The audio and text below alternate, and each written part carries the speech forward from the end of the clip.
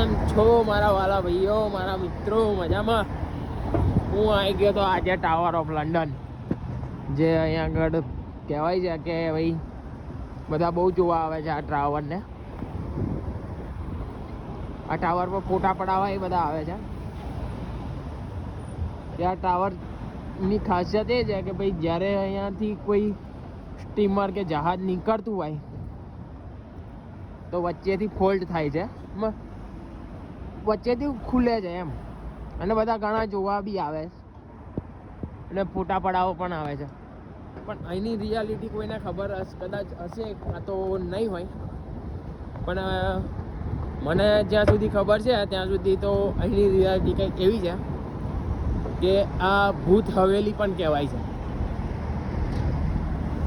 આ એક કિલ્લો છે અને આ કિલ્લામાં ઘણા બધા એવા ઇતિહાસ એમના દબાયેલા છે.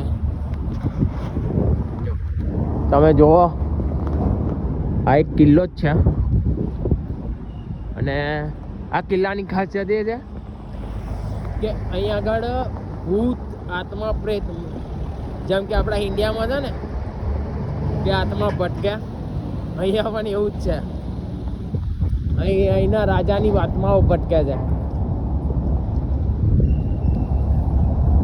અહીંના જે રાજવી હતા ને, એવું કહેવાય છે કે અહીંની દિવાલો એમના લોહીથી રંગી હતી, એટલે એમની આત્મા ભટકે છે. અને રાજા જે હેનરી હતા ને, એ હેનરીની આ કંઈક આઠમી પત્ની હોય એવું કંઈક હતું કે એમની આઠમી પત્ની છે ને, એમનું માથું અહીંયા કપાઈ ગયું હતું. તો અત્યારે પણ બધા એવું કહે છે કે એમની પત્નીએ એમનું માથું એના હાથ પર લઈને આમ ફરે છે એમ અહીંયા. અને કંઈક એના 2 બાળકો પણ અહીંયા જ મરી ગયા હતા. તો કે રાત્રે એમનો અવાજ અહીંયા સંભળાય છે. હવે આપણે તો નહીં જોયું, પણ બધાનું કહેવું એવું છે. એટલે આ એક પ્રતિક બની ગયું છે અને લોકો માટે એન્ટરટેનમેન્ટ પણ થઈ ગયું છે. હવે ભૂત પ્રેત તો ખબર નહીં હવે છે કે નહીં, પણ જરાક કહેજો તો ભૂત પ્રેત હોય, આ વાત સાચી હોય તો કોમેન્ટ કરજો.